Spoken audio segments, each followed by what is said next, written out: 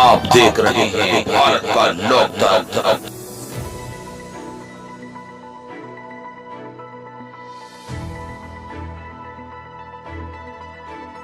Ghaziabad police अधीक्षक श्री अमित पाठक के द्वारा मोबाइल टावरों में से LCC card, RLMD card plate व टेलीकॉम कार्ड चोरी करने वाले के विरुद्ध चलाए जा रहे अभियान के क्रम में 5 अभियुक्त गिरफ्तार किए गए। कब्जे से कार्ड प्लेट, ब्लैकबेरी मोबाइल बरामद किया गया। पूछताछ से यह पता चला कि अभियुक्त गण ने बताया सब भागे हुए मुजरिम पुत्र नजीर ने ओल्ड मुस्तफाबाद दिल्ली का एक गिरोह है। हम सभी मिलकर जियो टावर से कीमती IIC card, LMT card, plate व टेलीकॉम कार्ड आदि चोरी करते हैं और इनको बेचने का व्यापार करते हैं और यहाँ से चोरी किए हुए प्लेट ओवर चेक को चाइना देश को blue dart courier Gandhinagar Delhi के माध्यम से DHL कुरियर के द्वारा सप्लाई करके मुनाफा कमाते हैं। यही हमारा पैसा है। विस्तृत पूछताछ बाद में की जाएगी। बरामदी का विवरण: ICC कार्ड 5, LMD कार्ड 12, 65 जियो प्लेट, 14 ढक्कन, 145 टेलीकॉम कार्ड, 105 ब्लैकबेरी मोबाइल आदि बरामद हुए।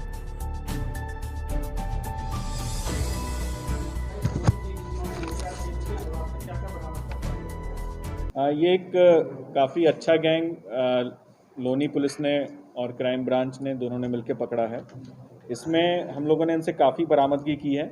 इनसे काफ़ी मात्रा में जो नेटवर्क कार्ड होते हैं, LCC card, LMD card, plate एवं अन्य सामान इन लोग के पास से मिले हैं। ये जियो के जो टावर होते हैं, रिलायंस जियो के टावर, उनसे ये चोरी होते थे। ये डिवाइस एक होती है, बड़ी डिवाइस होती है, लगभग 1.5 से 2 फीट के आसपास की। उसमें पूरा चिप्स होती हैं। इसके अलावा एल्युमिनियम की बड़ी हैवी डिवाइस होती है। तो उसको ये तोड़कर वहाँ से निकाल लेते थे। फिर उसको निकालने के बाद इनकी एक पूरी चेन थी। जो चोर थे वो फर्दर किसी को देते थे। फिर जो छोटा कबाड़ी होता था वो एक बड़े किसी कबाड़ी को, जो इसका मेन काम करता है दिल्ली में, जैसे कि हमारे केस में जहांगीर है, तो वो अंततः जहांगीर के पास पहुंचता था सारा माल। फिर जहांगीर उसमें से जो काम की चीज़ें होती हैं उनको 2 अलग अलग हिस्सों में करता था। जैसे एल्युमिनियम, कॉपर जो उसका निकलना है वो अलग हो गया, उसको अपना गला के, और कुछ गोल्ड की भी मात्रा निकलती थी, उसको गला के अपना मार्केट में बेच देता था। इसके अलावा जो इलेक्ट्रॉनिक उसमें आइटम था, चिप्स, मदरबोर्ड्स, वो सबको एक अलग सेग्रीगेट करता था। फिर इनको इकट्ठा करके इसके अलावा ये इन कार्ड्स के अलावा भी मोबाइल का स्क्रैप होता है, उसका भी काम करता है। ठीक है, इसमें पूरा ये कलेक्ट करके सारी चीज़ें, चिप्स, मोबाइल्स की, मदरबोर्ड्स, कंप्यूटर की रैम्स, और ये वाली चिप जो जियो टावर्स में, इन सब को ये चाइना में बेचते थे। और चाइना में इनको बेचने का तरीका इनका था कि पहले शुरुआत में जब लॉकडाउन से पहले, लास्ट ईयर से पहले, इसने, जैसे जहांगीर है, जहांगीर ने लगभग 15-16 इसकी ट्रिप्स चाइना में हुई हैं। चाइना में ग्वांगजू और शेंजन में, वहाँ पर ये तब फिज़िकली लेके जाते थे। फिर उसके बाद से, लॉकडाउन के बाद से, इन्होंने कुरियर मोड इस्तेमाल किया। ये वहाँ पर अपना माल कुरियर से भेजते थे। कुरियर में चाइना में इस माल की खपत ज़्यादा है, क्योंकि वहाँ से वो इस पुराने माल को यूज़ करके एक रीफर्बिश करके नया माल में इन सब चीज़ों को यूज़ करते हैं, नई डिवाइसेस में, नई चीज़ों में। तो इस तरह से ये वहाँ पर यूज़ होता था। और वापस जो फिनिश्ड प्रोडक्ट होता है, फिर वो किसी अन्य व्यक्ति को वो वापस आता था। जैसे हमारे केस में सौरभ अग्रवाल के पास, जो कि एक बड़ा मोबाइल स्क्रीन का व्यापारी है, मोबाइल, ये करोल बाग क्षेत्र का रहने वाला है, इसके पास वो सारी स्क्रीन्स आती थी। फिर सौरभ उसके बदले में जहांगीर को पैसा दे देता था। और इसी तरह से जो चाइनीज़ वहाँ पर हैं 2 लोग, सौरभ का क्लाइंट और जहांगीर का क्लाइंट, इन दोनों के बीच में पैसे का ट्रांजैक्शन भी होता था।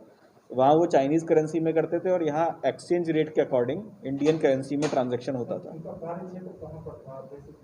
इनका पूरे NCR में, दिल्ली, नोएडा, गाज़ियाबाद में भी, ट्रांस इंडियन एरिया में, लोनी एरिया में, इन सब जगहों पे इनका, क्योंकि इस तरह की चोरी, जो हमारी जियो के अधिकारियों से बात हुई, इस तरह की चोरी मेनली NCR क्षेत्र में ही हुई है, क्योंकि यहाँ पर इनकी खपत, जो कहेंगे, इसका मार्केट यहाँ पर था करोल बाग क्षेत्र में और मुस्तफाबाद क्षेत्र में, जहाँ के ये लोग रहने वाले हैं। तो इसीलिए यहाँ पर चोरियाँ ज़्यादा हुई। सर, इनका प्रोफाइल क्या सर, क्या कभी ये पहले भी जेल जा चुके हैं? नहीं, ये लोग का प्रोफाइल इस तरह का नहीं है। छोटी मोटी चोरी वगैरह करते रहे, बाकी तो ये कबाड़ी हैं, वहाँ पर कबाड़ का काम करते थे। इनमें से अभी तक की जानकारी में जेल ये लोग नहीं गए हैं, लेकिन इनसे संबंधित 2 लोग जो हैं इनके गैंग के, उनको दिल्ली पुलिस ने लगभग 15 दिन पहले गिरफ्तार करके जेल भेजा था। तो उसी गैंग से टोटल कितना बड़ा गैंग है, कितने लोग हैं, और जिस तरीके से इनके पास सिम और मोबाइल मिले हैं और अन्य कार्ड और लैपटॉप आदि की चीजें मिली हैं, क्या ये जिस तरीके से पाकिस्तान और चीन का संबंध बताया जाता है कि सेना की में किसी तरीके से देश विरोधी घटनाओं में तो इनका इस्तेमाल नहीं हो रहा था? देखिए, इसमें जो है अभी तक जो हमें जानकारी मिली है, इनका जो भी ट्रांजैक्शन था वो चाइना से ही था, और अभी तक कोई भी इस तरह की जानकारी नहीं मिली है। ये ट्रांजैक्शन मेनली रॉ मटेरियल अपना भेजते थे और वहाँ से फिनिश्ड मटेरियल मंगाते थे।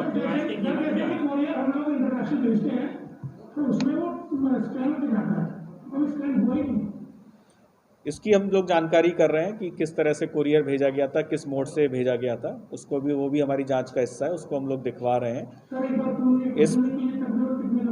इस पूरे माल की कीमत जो हम लोगों ने बरामदगी की है, जो जियो के टेक्नीशियंस और जियो के अधिकारियों के मुताबिक, इस माल की कीमत लगभग 2 करोड़ की है, और जो एक डिवाइस जो होती है जो टावर से चोरी की जाती थी, उसकी कीमत लगभग 2 लाख रुपए के आसपास है, अगर खाली डिवाइस, और अगर मॉडेम भी जाता है तो ये कीमत लगभग बढ़ के 3.5 लाख रुपए हो जाती है।